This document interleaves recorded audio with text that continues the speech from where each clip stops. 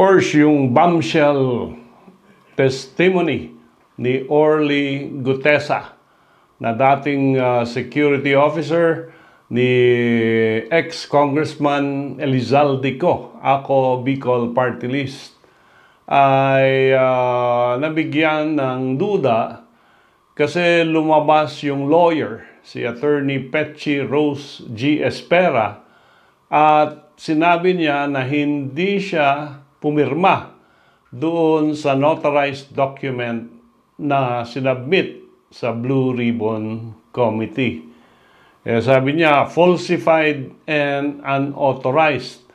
And kung titignan mo nga yung signature ni Attorney Espera at nung affidavit na sinubmit nung si Gutesa, mukhang hindi magkakamatch. But ano nga ang effect ng isang forged document? Ang forged document ay void even if it was allegedly notarized. Ang falsification dito, yung notary public mismo. So, ang treatment ng mga court sa isang document, ganoon, affidavit, ito ay void from the very beginning. Of course, sinabi niya na nagdala siya ng 46 or 48 suitcases containing 48 million pesos each sa bahay ni Speaker Romualdez, sa bahay ni Congressman Go, ex-congressman. Pero ang nagiging problema is it admissible doon sa Blue Ribbon Committee?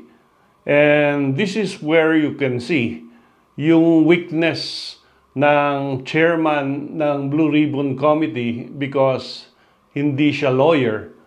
Hindi niya nakita yung ginawa ng isang old traditional practicing lawyer na si Senator Marcoleta.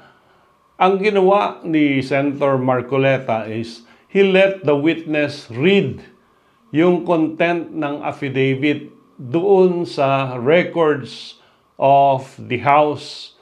And since none of those present were objected to the reading, then all the statements coming from that affidavit pumasok sa Blue Ribbon Committee. So this is the oldest tricks of lawyers. Alam nila kung minsan ang affidavit hindi ma-admit, ang ginagawa talaga nila, ipapabasa nila sa witness. At hindi mo yan sa Ilocano, han mo masiputan if you are not a seasoned lawyer.